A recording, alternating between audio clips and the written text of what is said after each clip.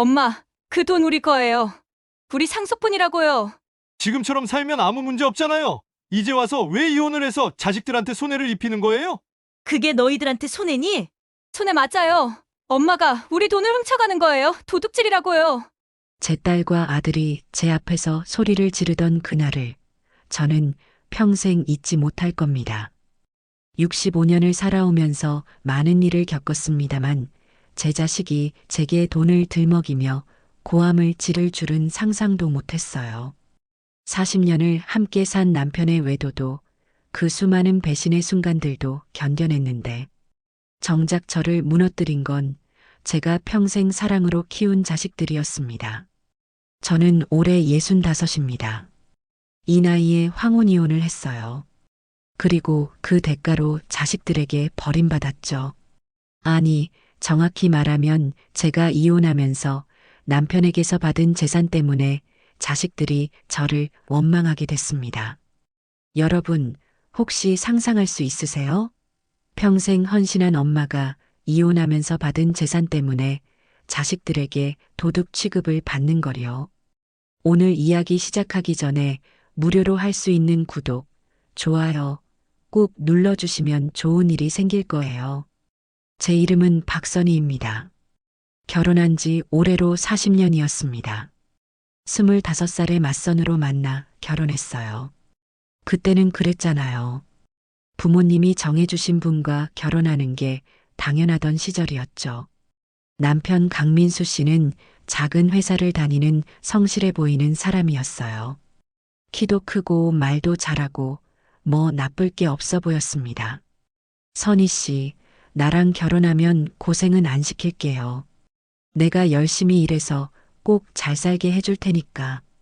결혼 전날 밤 남편이 제 손을 잡고 했던 말입니다. 저는 그 말을 믿었어요. 아니, 믿고 싶었습니다. 결혼 초반엔 괜찮았어요. 남편은 작은 회사에 다니면서도 성실했고, 저는 아이들을 낳고 키우느라 정신없이 살았죠. 첫째 대연이를 낳고 2년 뒤에 둘째 수진이를 낳았습니다. 아이들이 어릴 땐 정말 행복했어요. 비록 넉넉하지 않았지만 남편과 함께 아이들을 키우는 게 즐거웠거든요. 주말이면 남편이 아이들을 어깨에 태우고 공원에 가곤 했습니다. 그때만 해도 우리는 평범하지만 행복한 가정이었죠. 그런데 문제는 남편이 사업을 시작하면서부터였습니다. 대연이가 초등학교 2학년 때였나요? 남편이 회사를 그만두고 친구와 함께 작은 제조업체를 차렸어요. 처음엔 정말 고생했습니다. 돈도 안 되고 직원 월급 주기도 빠듯했죠. 저는 남편을 믿고 뒷바라지했습니다. 새벽같이 일어나 도시락을 싸주고 밤늦게 들어오는 남편의 옷을 빨아주고 아이들 학원비를 아끼려고 제가 직접 공부를 가르쳤어요.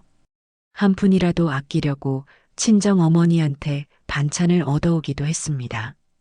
그렇게 10년쯤 지났을까요?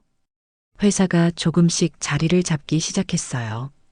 직원도 늘어나고 남편도 여유가 생기는 것 같았습니다. 저는 그때 정말 기뻤어요. 이제 우리도 좀 살만해지는구나 싶었거든요. 그런데 바로 그때부터였습니다. 남편의 첫 번째 외도를 알게 된 게, 여보, 이게 뭐예요? 제 손에는 남편의 재킷 주머니에서 나온 호텔 영수증이 들려 있었습니다. 대연이가 중학생, 수진이가 초등학교 고학년 때였어요. 남편은 당황한 기색도 없이 대답했습니다. 아, 그거 거래처 사람들이랑 회식하다가 늦어서 잔 거야. 뭐 이런 거 가지고 그래? 거래처 사람들이요? 그런데 왜 더블 베드룸이에요? 혼자 쓰는 방인데? 야, 박선희. 남편이 돈 벌어오는데 이렇게 의심하면 어떡해? 회사 일 힘든 거 몰라? 남편은 화를 냈어요. 제가 잘못한 것처럼요. 그날 밤 저는 잠을 이룰 수 없었습니다. 뭔가 이상했거든요. 남편의 태도가, 그 자신감 넘치는 거짓말이. 그 후로 저는 신경이 곤두섰습니다. 남편의 행동 하나하나가 의심스러웠어요. 늦게 들어오는 날이 많아졌고 휴대폰을 저한테 절대 보여주지 않았습니다. 그러던 어느 날이었습니다. 사모님, 제가 이러려고 전화한 건 아닌데요. 사장님이 요즘 너무 심하셔서 회사 격리 여직원에게서 걸려온 전화였어요. 떨리는 목소리로 그녀가 말했습니다. 사장님이 영업부 김 대리님이랑 그러니까 둘이 자주 출장을 같이 가시는데 호텔도 같은 방 쓰시고 회사 사람들이 다 알아요. 제가 장부 정리하다 보니까 법인카드 사용 내역이 전화를 끊고 나서 저는 그대로 주저앉았습니다. 그날 밤 남편을 기다렸어요. 새벽 2시가 넘어서 들어온 남편에게 물었습니다. 당신 김 대리랑 무슨 사이예요? 뭐? 갑자기 무슨 소리야? 회사 사람들이 다 안돼요. 당신이 그 여자랑 출장 다니면서 같은 방 쓰는 거. 그때 남편이 한 말을 저는 지금도 잊을 수가 없습니다. 그래, 맞나. 그게 어때서? 내가 돈 벌어오잖아. 당신이랑 애들 먹여 살리잖아. 그걸로 됐지. 뭘 더 바라는 거야? 저는 말문이 막혔습니다. 남편은 계속 말했어요. 남자가 밖에서 일하다 보면 그럴 수도 있는 거야. 당신도 철 좀 들어. 이 나이 먹고 질투하는 게 꼴 좋아 보여? 그리고 애들 생각해. 대연이 대학 가야 되고 수진이도 키워야 되잖아. 이혼하면 당신이 애들 어떻게 키울 건데? 그 말에 저는 아무 대꾸도 못했습니다. 맞았어요. 저는 전업주부였고 제 명의의 재산도 직업도 없었습니다. 이혼하면 아이들을 어떻게 키울지 막막했죠. 그렇게 전 참았습니다. 아이들을 위해서라고 스스로를 다독였어요. 세월이 흘렀습니다. 대연이는 대학을 졸업하고 아버지 회사에 들어갔어요. 수진이는 결혼해서 아이 둘을 낳았고요. 남편의 회사는 중견기업으로 성장했습니다. 직원만 100명이 넘는 회사가 됐죠. 겉으로 보기엔 성공한 가정이었습니다. 하지만 그 안을 들여다보면 전혀 달랐어요. 남편의 외도는 계속됐습니다. 한 명이 끝나면 또 다른 여자, 그 여자가 끝나면 또 다른 여자. 저는 그냥 모른 척 했어요. 이제는 화가 나는 것도 지쳤거든요. 제 인생이 뭔지 모르겠더라고요. 그냥 남편의 뒷바라지를 하고 손주들을 돌보고 남들 보기에 괜찮은 중소기업 사모님 역할을 하는 게 전부였습니다.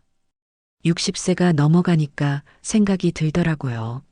나는 지금까지 뭐 하며 산 거지? 남편을 위해 살았고 자식들을 위해 살았는데 정작 저는 뭐 하나 제대로 해본 게 없었어요. 제 꿈이 뭔지, 제가 좋아하는 게 뭔지도 잊어버렸습니다.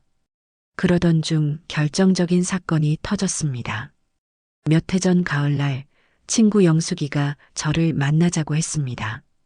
우리는 고등학교 동창인데 가끔 만나서 수다 떨곤 하는 사이였죠. 영숙이는 결혼 생활이 순탄치 않았어요. 남편이 사업 실패해서 한때 정말 힘들었거든요. 그래도 부부가 함께 극복하더니 지금은 작은 식당을 하면서 그럭저럭 살고 있었습니다. 선이야, 너 요즘 얼굴이 왜 그래? 많이 늙었다. 영숙이의 첫마디였어요. 그래, 나이 들어서 그렇겠지 뭐. 아니야, 뭔가 생기가 없어 보여. 혹시 무슨 일 있어? 저는 영숙이한테 털어놓았습니다. 남편의 외도 이야기, 40년간 참아온 이야기를요. 영숙이는 한숨을 쉬더니 말했어요. 선이야, 너 그러다가 죽어. 정말로. 나는 내가 행복하게 사는 줄 알았어. 남편 사업도 잘 되고 돈도 많이 벌고 자식들도 다 컸으니까. 근데 속은 완전히 썩어 있었네. 그래도 이제 와서 어떡해. 나이도 이렇게 먹었는데. 나이가 무슨 상관이야? 선이야, 우리 아직 30년은 더 살 거야. 그걸 또 참으면서 살 거야? 그 남자 눈치 보면서 영숙이의 말이 제 가슴을 쳤습니다. 맞아요. 저는 앞으로 20년을 또 이렇게 살 수는 없었습니다. 그리고 결정적인 사건이 터졌습니다. 어느 토요일 오후였어요. 남편은 골프 간다고 나갔고 저는 집에서 청소를 하고 있었습니다.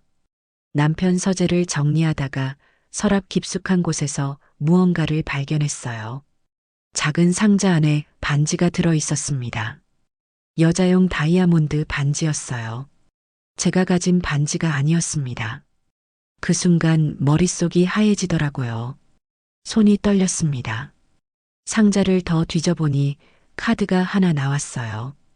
미라야, 오빠가 많이 사랑해. 미라의 마지막 사랑 민수가. 미라. 저는 그 이름을 본 순간 모든 게 무너지는 걸 느꼈습니다. 반지를 선물할 정도면 단순한 관계가 아니었습니다. 그날 밤 남편이 들어왔을 때 저는 그 반지를 내밀었습니다. 이게 뭐예요? 남편은 잠시 당황했지만 이내 태연한 척했습니다. 아, 그거. 회사 직원 중에 열심히 하는 애가 있어서 격려 차원에서 주려고 산 거야. 저는 반지와 함께 있던 카드를 펼쳐 보였습니다. 회사 직원에게 마지막 사랑이 되어주는 게 격려예요? 그게, 야, 박선희. 당신 지금 내 서재를 뒤진 거야? 사람 사생활도 없어? 남편은 오히려 화를 내더군요. 본인이 잘못해놓고 40년을 참았어요. 당신 바람 피우는 거 모르는 척 해줬어요. 그런데 이제는 못 참겠어요. 아, 지금 뭐라는 거야? 내가 당신을 어떻게 먹여 살렸는데, 이 집이 누구 돈으로 산 건데, 애들 대학 등록금이 어디서 나온 건데, 남편은 소리를 질렀습니다. 하지만 저는 더 이상 움츠러들지 않았어요.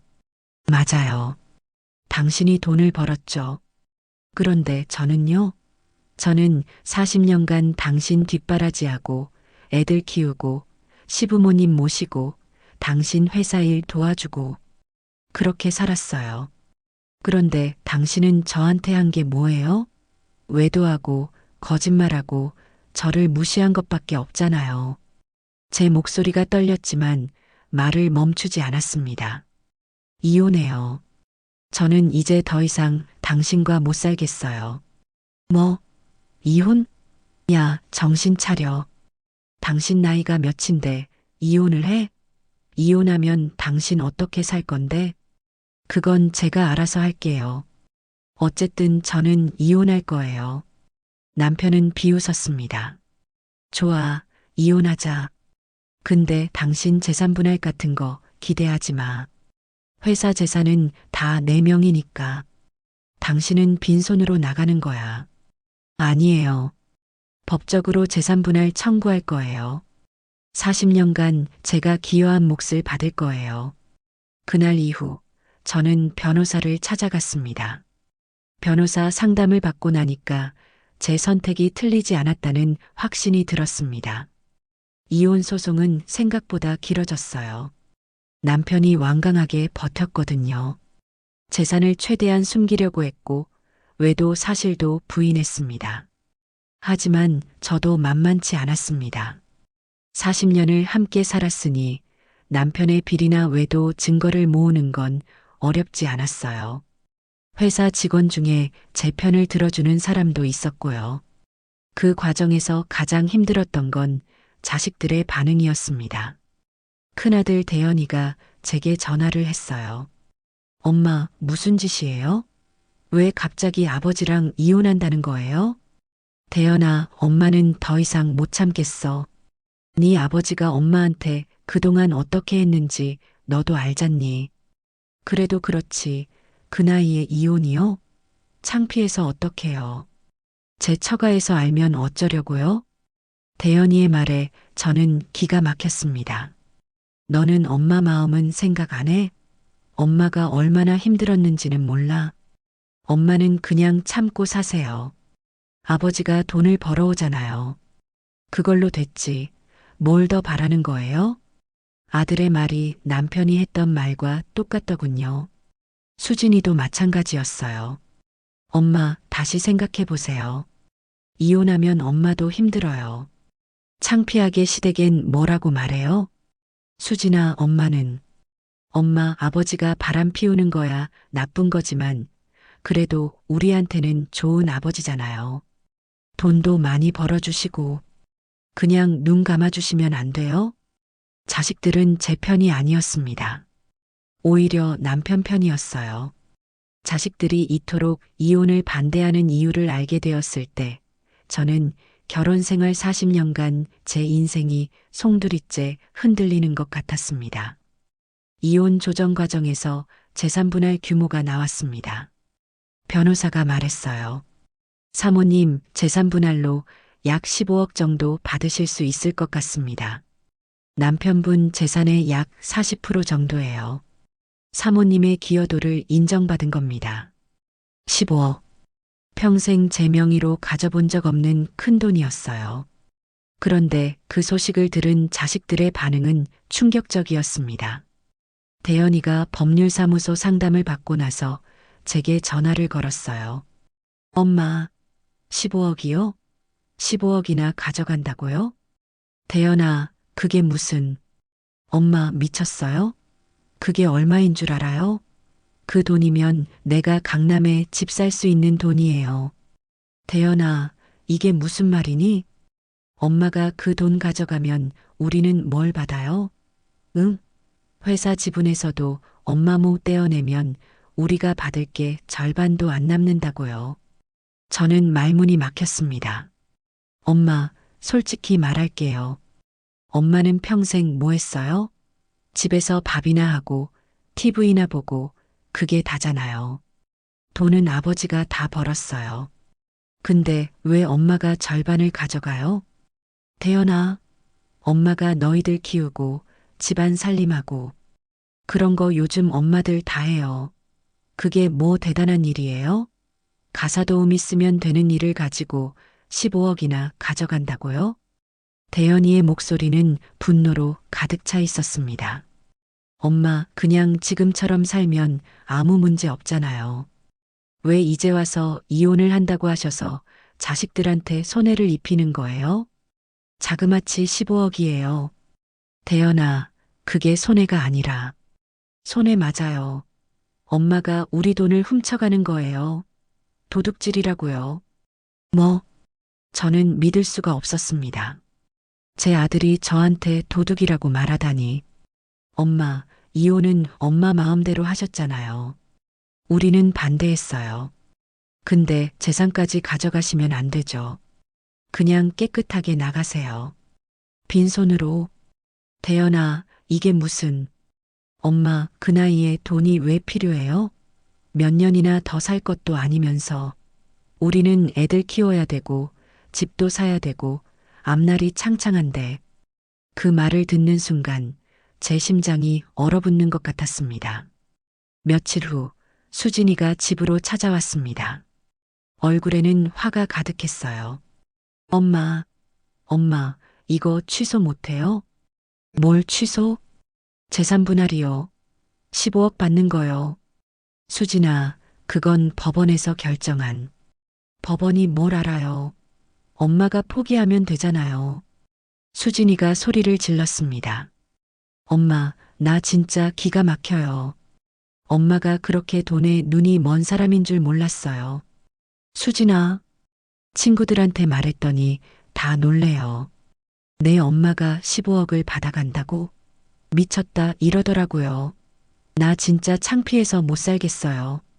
수진이는 눈물까지 흘렸습니다. 엄마, 나 시집갈 때 얼마나 힘들었는지 알아요? 시댁에서 엄마가 고졸이라고 무시했어요. 그래도 우리 아버지는 회사 사장이시다. 나중에 회사 물려받는다. 이렇게 말하면서 견뎠어요.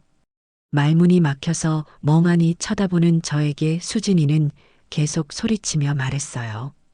근데 이제 뭐예요? 엄마가 15억 가져가면 우리가 뭘 물려받아요? 시댁에서 알면 나를 어떻게 보겠어요? 수진아, 그게 중요한 게 아니라 중요하죠. 엄청 중요해요. 엄마, 솔직히 말할게요. 나 시집살이 하면서 버틴 이유가 뭔 줄 알아요? 나중에 재산 상속받으면 시댁 눈치 안 보고 살 수 있을 거라고 생각해서예요. 수진이는 제 앞에 와서 팔을 붙잡았습니다. 엄마, 제발 그 돈 포기해요. 아니면 우리한테 넘겨요. 어차피 엄마 돈이 우리한테 올 돈이잖아요. 지금 주는 거랑 나중에 주는 거랑 뭐가 달라요? 수진아, 너 정신 차려. 그게 무슨 말이니? 정신 차릴 사람은 엄마예요. 그 나이에 이혼하는 것도 모자라서 재산까지 챙겨요? 엄마, 염치가 있어야죠. 염치? 제 목소리가 떨렸습니다. 수진아, 엄마가 40년간 뭐하고 산 것 같니? 집에서 놀았잖아요. 밥하고, 빨래하고, 청소하고.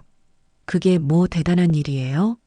요즘 젊은 엄마들은 그것보다 더한 일하면서 직장도 다녀요. 수진이의 말은 비수가 되어 제 가슴을 찔렀습니다. 엄마는 행복했잖아요. 돈 걱정 없이 살았잖아요. 아버지가 다 벌어다 주셨잖아요. 근데 이제 와서 15억을 달라고요?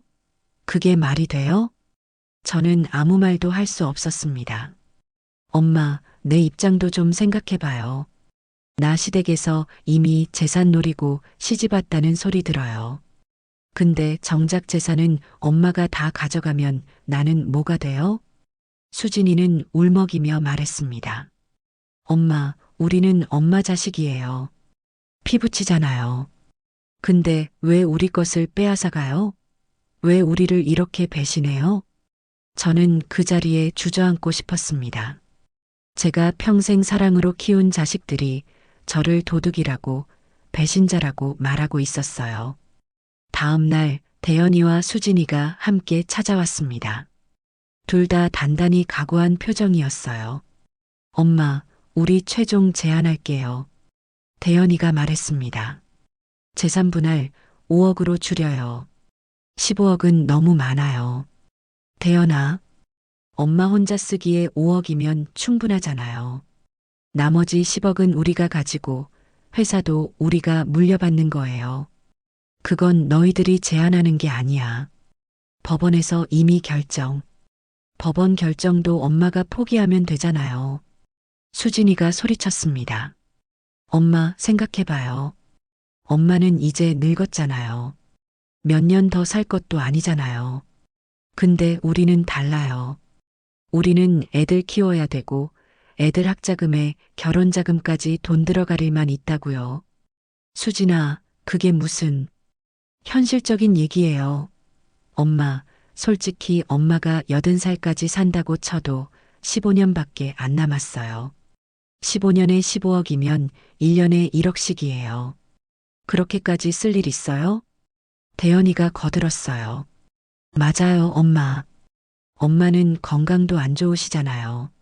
무릎도 아프시고 혈압도 높으시고 솔직히 말해서 얼마나 더 사실지.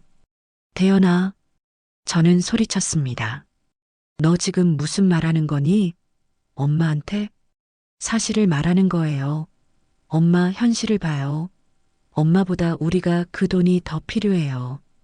그리고 말이죠, 엄마. 수진이가 차갑게 말했습니다. 엄마가 15억을 가져가면 우리는 엄마를 용서 못해요. 진짜로요.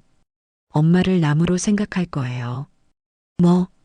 엄마가 우리 것을 빼앗아 갔는데 왜 우리가 엄마를 챙겨줘야 돼요? 나중에 엄마 늙어서 힘들어도 우리한테 도움받을 생각하면 안 되는 거예요. 수진아, 오빠도 마찬가지예요. 그렇죠, 오빠? 대연이가 고개를 끄덕였습니다. 엄마가 우리 재산을 가져가면 우리도 엄마를 버릴 거예요. 명절에도 안 찾아갈 거고 손주들도 못 보게 할 거예요. 엄마 혼자 외롭게 늙어가는 거예요. 두 사람은 협박하듯 말했습니다. 저는 믿을 수가 없었어요. 너희들 정말 진심이니? 엄마가 선택하세요. 15억 가져가고 자식들 잃을 건지 아니면 5억만 받고 우리랑 좋게 지낼 건지. 5억이면 충분하잖아요, 엄마. 욕심 부리지 마세요.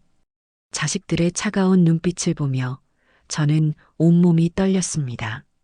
결국 이혼은 성사됐습니다. 재산 분할로 15억을 받았고 위자료로 5천만 원을 추가로 받았어요. 총 15억 5천만 원. 40년 결혼 생활의 대가치고는 씁쓸했지만 그래도 이제 제 명의의 재산이 생긴 겁니다. 이혼 확정 판결이 나던 날 법원을 나서는데 대연이와 수진이가 기다리고 있었어요. 엄마 만족하세요? 우리 돈 다 가져가서. 대연이의 첫마디였습니다. 대연아, 나중에 후회할 말 그만해. 이건 엄마가 정당하게 받은 거야. 정당하긴 뭐가 정당해요. 엄마는 지금껏 한 푼도 벌어본 적 없잖아요. 그거 다 아버지가 번 돈이에요. 그런데 이혼한다고 15억을 가져가요? 그게 말이 돼요? 수진이도 거들었어요. 엄마야말로 나중에 후회할 일 하지 마세요. 지금이라도 그 돈 우리한테 일부라도 주시면 안 돼요? 엄마 혼자 쓰기엔 너무 많다고요. 제가 자식들을 잘못 키웠나 봐요. 저는 떨리는 목소리를 감추느라 천천히 말했어요. 수진아, 그만해. 너희들. 엄마가 40년간 뭐하고 산 것 같니? 너희들 키우느라, 너희 아버지 뒷바라지하느라 내 인생을 다 바쳤어. 그런데 이제 와서 뒷바라지요? 그게 뭐 대단한 거라고 그 말만 자꾸 하시는 거예요? 다른 엄마들도 다 하는 거잖아요. 그렇다고 15억을 받아요? 대연이의 말에 저는 그냥 돌아섰습니다. 더 이상 할 말이 없었어요. 이혼 후 저는 작은 카페를 차렸습니다. 평생 남의 뒷바라지만 하다가 처음으로 제 이름으로 된 가게를 갖게 된 겁니다. 떨리면서도 설레더라고요. 카페 인테리어는 아늑하고 따뜻한 느낌으로 꾸몄어요. 나무 테이블과 부드러운 조명, 창가에는 화분들을 놓았습니다. 제가 직접 고른 것들이었죠. 커피 만드는 법도 배웠어요. 바리스타 학원에 다니면서요. 65세에 처음 배우는 거라 어려웠지만 재미있었습니다. 개업한 지 한 달쯤 됐을 때였어요. 첫 단골 손님이 생겼습니다. 저랑 비슷한 나이의 여성분들이었는데 매일 오후에 오셔서 커피를 드시곤 했어요. 비슷한 나이대여서인지 손님들은 가끔 저에게도 말을 걸어주셨어요. 사장님, 여기 커피가 참 맛있어요. 어떻게 직접 이렇게 맛있는 커피를 내리셨어요? 감사합니다. 제가 배운 지 얼마 안 돼서 조금 느려도 정성껏 만들었거든요. 멋지시네요. 우리 나이에 뭔가를 배워서 새로 시작한다는 게 쉽지 않은데 용감하시네요. 그렇게 그분들과 이야기를 나누다 보면 비슷한 나이대여서인지 많은 위로가 됐습니다. 카페를 운영하면서 생활이 조금씩 안정됐어요. 수입이 많지는 않았지만 생활하는 데는 충분했습니다. 무엇보다 제가 좋아하는 일을 하면서 사는 게 행복했어요. 그런데 자식들은 한 번도 찾아오지 않았습니다. 카페 개업한다고 말했을 때도 반응이 차갑더군요. 엄마, 카페요? 그 나이에 무슨 카페예요? 그냥 집에서 쉬세요. 대연아, 엄마도 할 일이 있어야지. 그냥 집에만 있으면 답답해. 카페 하려면 돈도 많이 들 텐데. 괜히 돈 까먹지 말고 그냥 있는 돈 지키면서 사세요. 아들은 여전히 돈 이야기만 했습니다. 수진이도 마찬가지였어요. 엄마, 사업 실패하면 어쩌려고요? 그 돈 다 날리면? 수진아, 엄마가 알아서 할게. 에휴, 그러시든지. 저는 알 바 아니에요. 딸의 차가운 말에 가슴이 아팠지만 저는 제 길을 갈 뿐이었습니다. 카페를 연 지 1년쯤 지났을 때였어요. 어느 날 저녁 한 여자분이 카페로 들어왔습니다. 낯익은 얼굴이었어요. 어머, 선희 씨? 정인 씨? 최정인 씨였습니다. 부부 동반 모임에서 알게 된 분이었죠. 남편 친구의 부인이었어요. 어머, 여기 선희 씨 카페였어요? 몰랐네. 우연히 들어왔는데. 그러게요. 반갑네요, 정인 씨. 우리는 한참을 이야기했습니다. 그녀는 제 이혼 소식을 알고 있었어요. 선희 씨, 그때 결단 잘하신 거예요. 선희 씨 마음고생이 많았잖아요. 고맙습니다. 그런데 정인 씨, 무슨 일로 이쪽에 오셨어요? 아, 딸이 이 근처에 살아서요. 손주 보러 왔다가 정인 씨는 잠시 망설이더니 조심스럽게 물었습니다. 근데 선희 씨, 혹시 강 사장님 재혼하신 거 아세요? 네. 사실 별로 알고 싶지 않은 소식이었어요. 하지만 정인 씨한테 내색할 수는 없었죠. 어머, 몰랐어요? 미안해요. 제가 괜히. 그냥 당연히 아실 줄 알았어요. 한 반년쯤 됐나? 나이가 45살이라던가. 젊은 여잔데 회사 직원이었대요. 이름이 정미라던가 그런 이름이었어요. 정미라. 그 이름을 듣는 순간 제 손에 들린 찻잔이 떨렸습니다. 미라. 그 반지를 받았던 여자. 선희 씨, 괜찮아요? 제가 괜히 말했나? 아니에요, 괜찮아요. 알려주셔서 고마워요. 정인 씨가 돌아간 후 저는 한참을 멍하니 앉아 있었습니다. 재혼? 이혼한 지 1년도 안 돼서 재혼을 했다는 거였어요. 그것도 45세 여자와. 가슴 한편이 무너지는 것 같았지만 동시에 허무하더라고요. 그래, 나랑 이혼한 게 후회되지 않았나 보구나. 빨리 다른 여자 찾았네. 쓴웃음이 나왔습니다. 시간이 지날수록 자식들이 저를 대하는 태도가 더 차가워졌어요. 왜 그런가 했더니 아버지의 재혼 때문이었어요. 전 남편 강민수가 재혼하면서 아들 대현이는 회사에서 입지가 더 좋아졌다고 했습니다. 강민수는 정미라와 더 많은 시간을 보내기 위해 회사 일 대부분을 아들 대현에게 넘기고 있었습니다. 아버지가 행복해지시니까 회사 분위기도 좋아졌대. 예전에 엄마랑 있을 때는 아버지가 항상 짜증내고 스트레스 받으셨는데 지금은 아주 활력이 넘치신데. 수진이가 지나가는 말처럼 한 이야기가 또 한 번 저에게 비수가 되었습니다. 아, 아버지가 엄마랑 있을 때 불행했구나. 엄마가 아버지를 행복하게 못해줬구나. 그래서 바람 피우셨던 거구나. 결국 자식들은 아버지의 외도도 이혼도 다 엄마 탓으로 돌린 겁니다. 어느 날 제가 수진이한테 전화를 했어요. 수진아, 다음 주 토요일에 시간 있니? 엄마가 밥 해줄게. 엄마 바빠요. 그래. 그럼 일요일은? 일요일도 약속 있어요. 그럼 언제 시간 돼? 모르겠어요. 나중에 연락할게요. 수진이의 목소리는 차갑기만 했습니다. 수진아, 손주들이라도 보내주면 안 될까? 엄마가 얼마나 보고 싶은지. 엄마, 애들 학원 다녀요. 바빠요. 주말에 잠깐이라도. 엄마. 수진이가 짜증스럽게 말했습니다. 엄마, 미안하지만 이제 엄마랑 자주 통화 못할 거예요. 새엄마가 알면 기분 나빠하실 것 같아요. 아버지도 엄마 얘기 나오면 불편해하시고. 그 말을 듣는 순간 제 심장이 무너지는 것 같았습니다. 전화를 끊고 나서 저는 한참을 울었어요. 대현이는 더 노골적이었습니다. 한 번은 제가 대현이 회사 앞에서 우연히 마주쳤어요. 대현아, 엄마. 대현이는 제 얼굴을 보자 당황한 표정을 지었습니다. 이게 얼마만이니? 밥이라도 같이 먹자. 엄마, 저 지금 급해요. 잠깐만이라도. 그때 대현이 동료 직원들이 나왔어요. 전무님 같이 가시죠. 아, 네. 지금 갑니다. 대현이는 저를 쳐다보지도 않고 직원들과 함께 가려고 했습니다. 대현아, 엄마가 여기 있잖아. 제가 소리쳤습니다. 대현이가 잠시 멈칫하더니 작은 목소리로 말했어요. 엄마, 제발. 회사 앞에서 이러지 마세요. 창피해요. 뭐?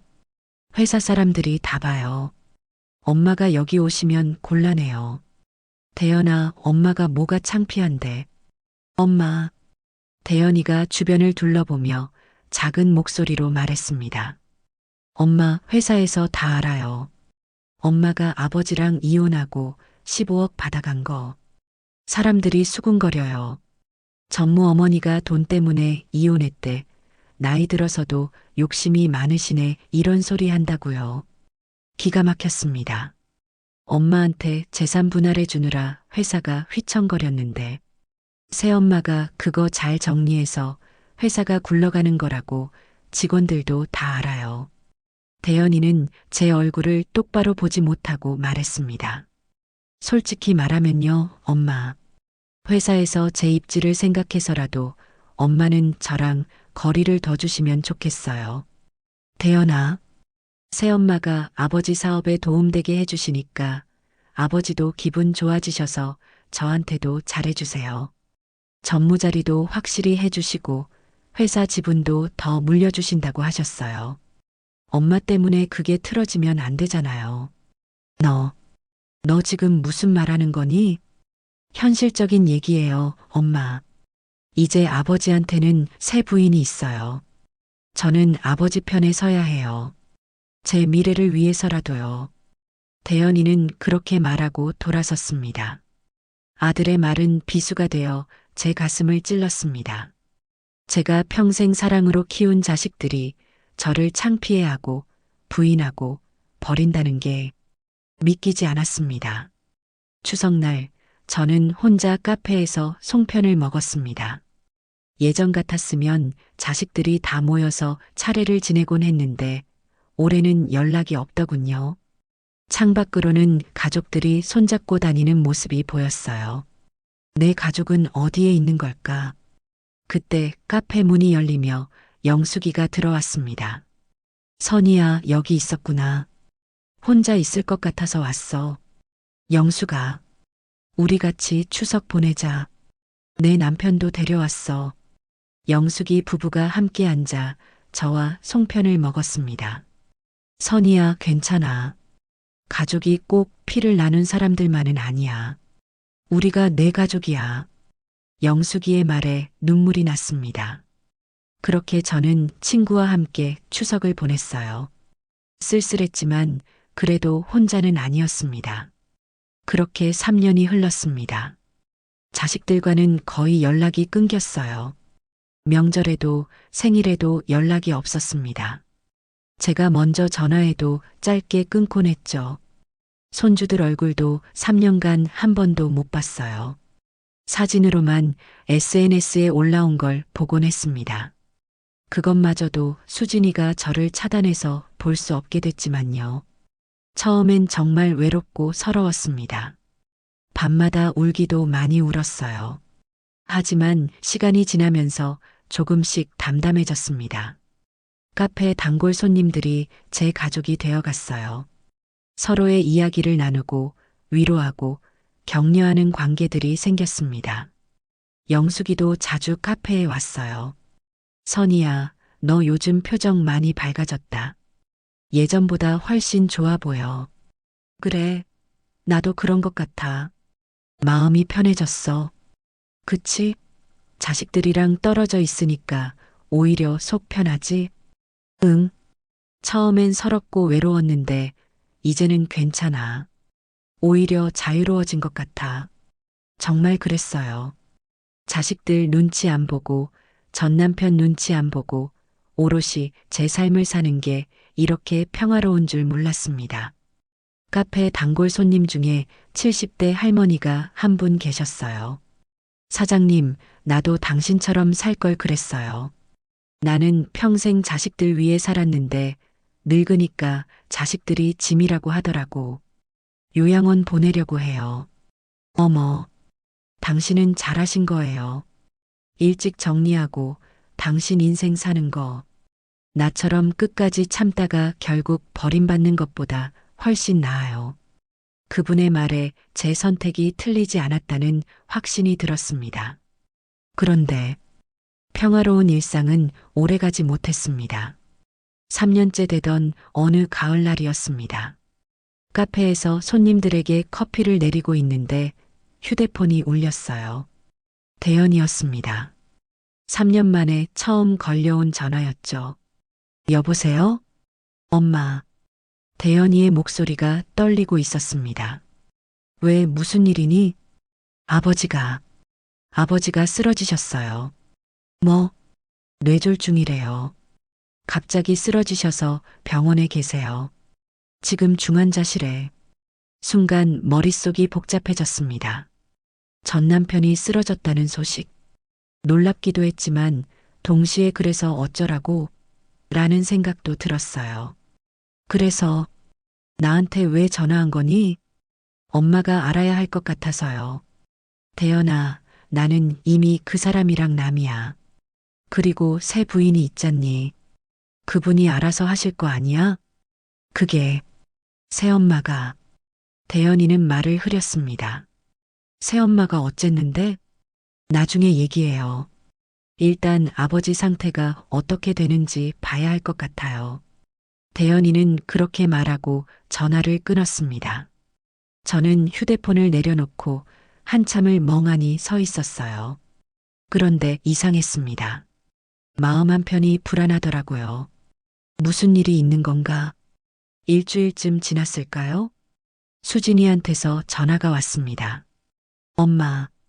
수진이의 목소리는 울먹이고 있었어요. 왜 그래, 수진아? 엄마. 그 여자가 사라졌어요. 뭐? 그 여자가 누구를 말하는 거니? 정미라요. 아버지 쓰러지고 나서 그 여자가 종적을 감췄어요. 전화도 안 받고 집에도 안 와요. 수진에게 새엄마 정미라는 그 여자가 되어 있었습니다. 그게 무슨... 그리고 회사 돈이 다 사라졌어요. 법인 계좌에 있던 돈, 아버지 개인 계좌에 있던 돈 다요. 얼마나? 한 10억 정도요. 그 여자가 다 빼돌린 것 같아요. 아버지 쓰러지기 전부터 조금씩 빼돌렸나 봐요. 저는 할 말을 잃었습니다. 그리고 회사 상황도 엉망이에요. 빚이 엄청 많대요. 그 여자가 아버지 모르게 회사 돈으로 투자를 했는데 다 날렸나 봐요. 저는 머릿속이 복잡해서 아무 말도 할 수 없었습니다. 엄마, 우리 어떡해요? 수진이는 울먹였습니다. 하지만 저는 정신을 차리고 냉정하게 말했어요. 수진아, 그건 내 아버지 일이고 너희들 일이야. 나랑은 상관없어. 엄마, 어떻게 그런 말을 해요? 내가 뭘 잘못 말했니? 나는 이미 이혼했어. 그리고 너희들이 나한테 뭐라고 했는지 기억나니? 엄마는 이제 우리 가족이 아니다. 새엄마가 우리 엄마다라고 했잖아. 그건 그때 그랬던 거고. 그리고 새엄마가 너희들 잘 챙겨준다며? 아버지도 잘 모신다며? 그럼 그분이 알아서 하시겠지. 엄마, 제발. 그 여자는 이제 연락도 안 돼요. 도망갔다고요. 수진아, 나는 더 이상 너희 엄마가 아니라며? 내가 그렇게 말했잖아. 저는 차갑게 말하고 전화를 끊었습니다.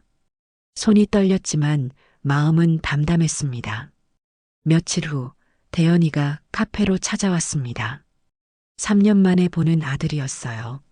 얼굴이 많이 야위어 있었습니다. 엄마, 무슨 일이니? 엄마, 우리 좀 도와주세요. 대연이는 고개를 숙였습니다. 도와달라니 무슨 도움? 아버지 상태가 안 좋아요. 반신불수가 됐어요. 병원비도 엄청 들고 앞으로 재활치료도 해야 되는데. 그래서 돈이 없어요, 엄마.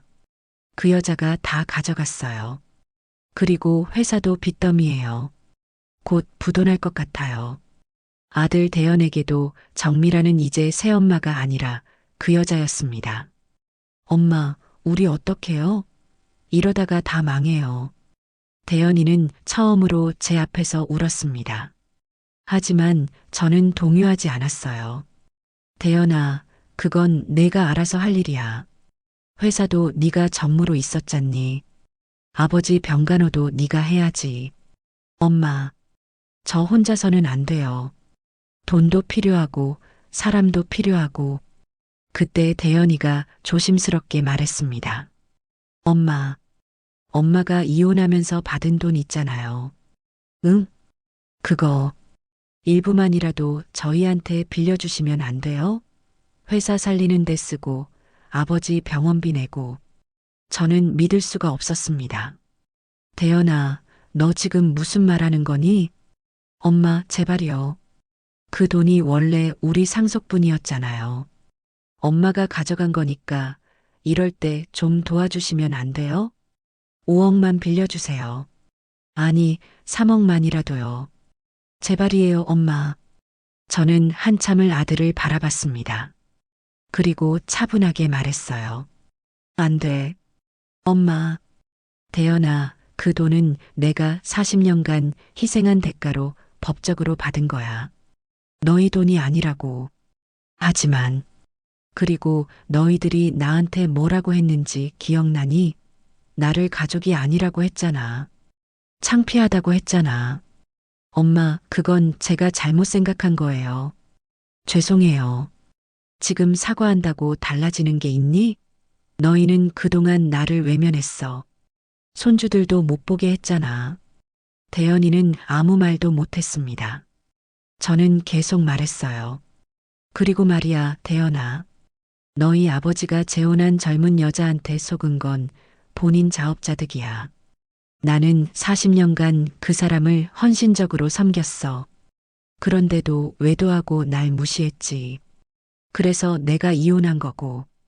그 사람이 젊은 여자한테 빠져서 재산 다 날린 건 본인 잘못이야. 그리고 너희도 마찬가지야. 새엄마가 좋다고 나보다 낫다고 했잖아. 그럼 그 책임은 너희가 져야지. 대연이는 고개를 푹 숙였습니다. 그 다음 날 수진이가 아이들을 데리고 카페에 왔습니다. 3년 만에 보는 손주들이었어요. 많이 컸더군요. 엄마. 수진이는 눈물을 글썽이며 말했습니다. 할머니, 저예요. 보고 싶었어요? 큰 손주가 조심스럽게 말했어요. 제 눈에서 눈물이 핑 돌았지만 꾹 참았습니다. 그래, 잘 컸구나. 엄마, 아이들이 할머니 보고 싶다고 해서 왔어요. 수진이의 말에 저는 차갑게 대답했어요. 정말? 네가 필요해서 데려온 거 아니고? 수진아, 너도 오빠랑 똑같은 이야기하러 온 거지? 돈 달라고? 수진이는 입술을 깨물었습니다. 엄마, 저 정말 힘들어요. 애들 아빠도 직장 일을 위기고 아버지 회사도 망하면 저희 집도 위기예요. 그래서 엄마, 제발 좀 도와주세요. 5억은 무리여도 1억만이라도. 안 돼. 엄마. 수진이가 소리를 질렀습니다. 아이들이 깜짝 놀라 엄마를 쳐다봤어요. 엄마는 어떻게 그렇게 냉정할 수 있어요? 저는 엄마 딸이에요. 피부치잖아요. 피부치? 저는 쓴웃음을 지었습니다. 수진아, 내가 나를 피부치로 생각한 적이 있니? 그동안 연락 한 번 안 하고 손주들도 못 보게 하고 새엄마한테 미안하다고 연락하지 말라고 한 게 피부치가 하는 짓이야? 그건 제가 잘못 생각했어요. 미안해요, 엄마. 지금 사과한다고 용서가 되니? 수진아, 너는 나한테 엄마는 창피하다, 없는 사람으로 살겠다고 했어. 그 말이 얼마나 아팠는지 알아? 수진이는 울먹였습니다. 엄마, 정말 미안해요. 제가 잘못했어요. 그러니까 제발. 수진아, 나도 이제 내 인생을 살고 싶어. 너희들 뒷바라지는 이제 지겨워. 엄마. 그리고 말이야, 너희 아버지 병간호는 너희가 해. 나는 이미 이혼했고 의무도 없어. 돈도 마찬가지야. 내가 40년 동안 네 아버지가 그 돈 벌 수 있게 헌신하며 살아서 정당하게 받은 내 돈이야. 하지만 엄마, 그 돈이 원래 너희 상속분이었다고? 그래서 내가 훔쳐갔다고? 저는 단호하게 말했습니다. 수진아, 그건 너희 돈이 아니야. 너희한테 줄 돈은 한 푼도 없어. 엄마, 정말 그러실 거예요? 그래. 이제 돌아가. 수진이는 아이들 손을 잡고 나갔습니다.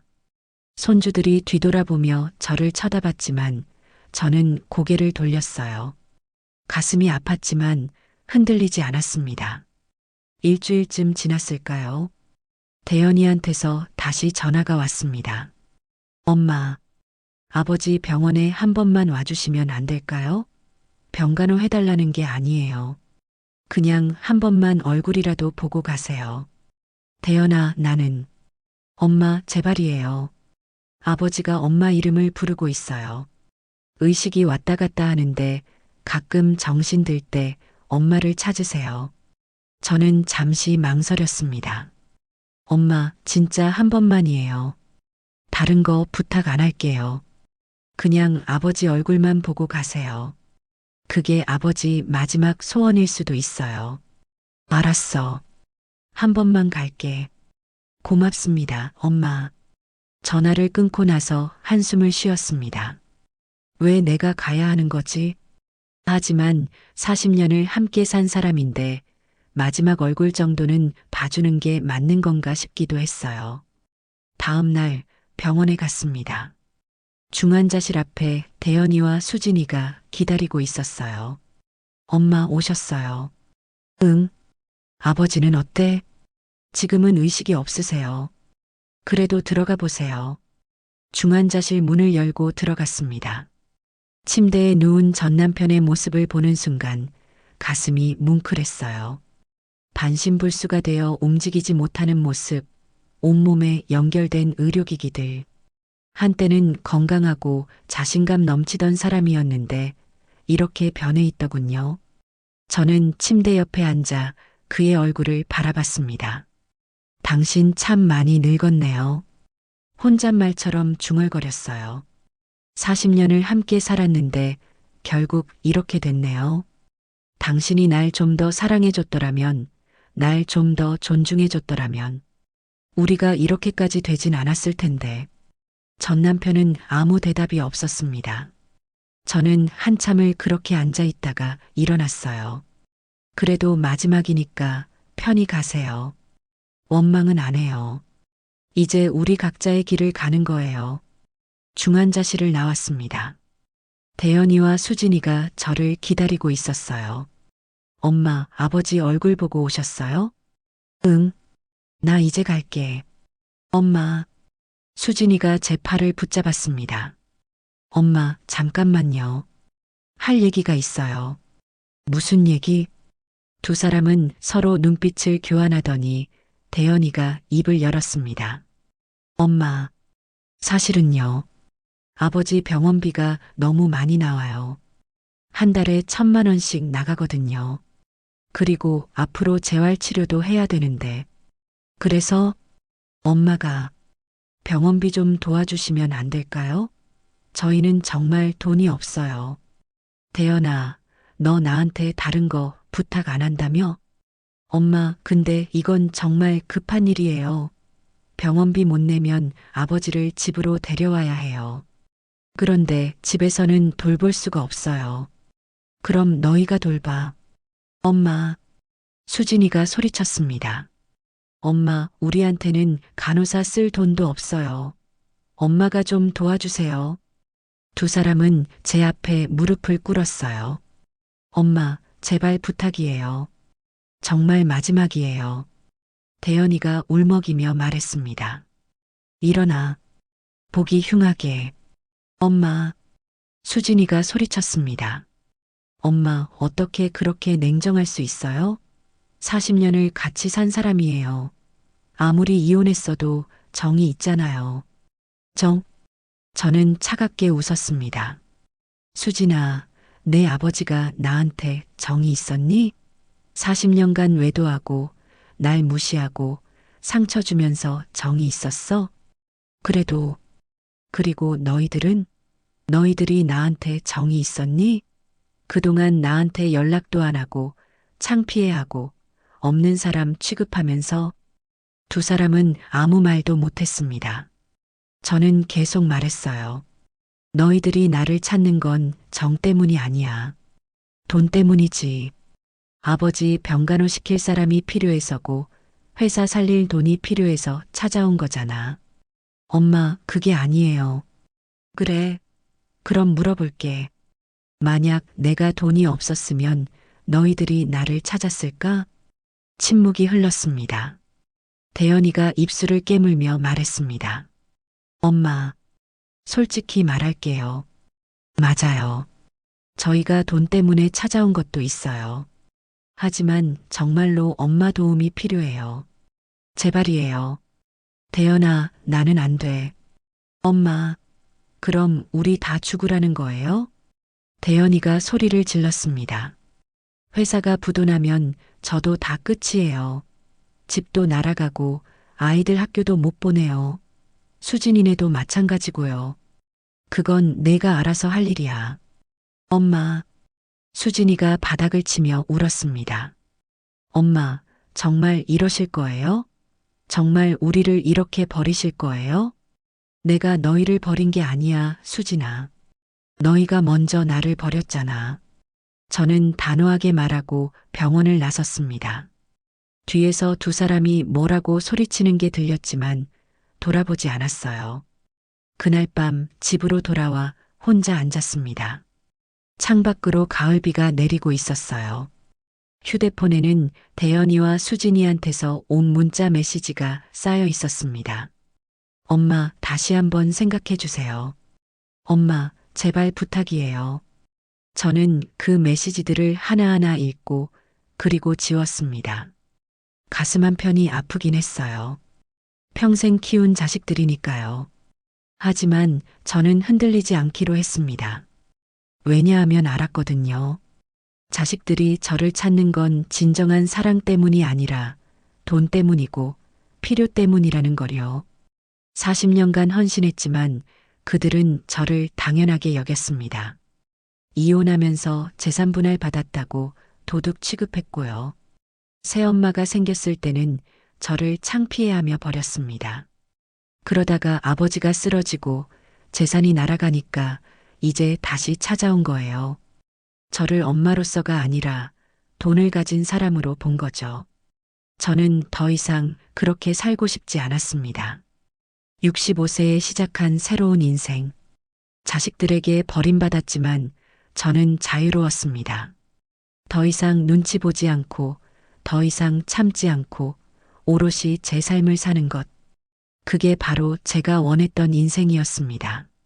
비가 그치고 창밖으로 달빛이 비쳐 들어왔습니다. 앞으로 어떤 일이 기다리고 있을지 모릅니다. 자식들이 다시 찾아올지도 아니면 영영 연락을 끊을지도 모르죠. 하지만 저는 이제 괜찮습니다. 제 인생을 살 테니까요. 제 선택이 맞는 걸까요? 여러분이라면 어떻게 하시겠어요? 댓글로 의견 남겨주시고 구독, 좋아요 꾹 눌러서 응원해주세요. 끝까지 시청해주셔서 감사합니다.